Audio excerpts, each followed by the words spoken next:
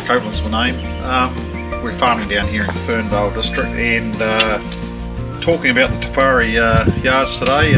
We did a lot of research into looking around at different yards. We needed a set of yards, not too big a set, we haven't got a lot of cattle, but we looked at building a set, and then we went and had a look at all the other competition out there, and we ended up coming back to Te Pari because we like the way they're built, how easy they are to use. Te Pari sent down Nigel to install them, and very impressed with how quickly he had them up and lined up, and he was very fussy about them to make sure that all the gates closed properly, were all lined up nice, and yeah, he wasn't here very long and it was all done.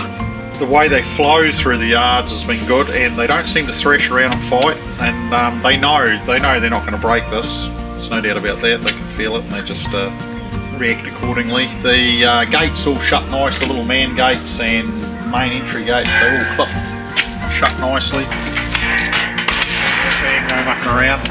One thing that really sold me on these yards was the way the steel was properly galvanized, and if you look at the holes under where all the joins are and the gal goes inside, it's clean as a whistle. Some of the Chinese competition I looked at, and it was a bit cheaper, had a lot of rust dribbling down out of there, so I was very sceptical that inside the tubing had been properly, the galv had got in there properly, and if it's properly galved it's going to last, there's no doubt about it.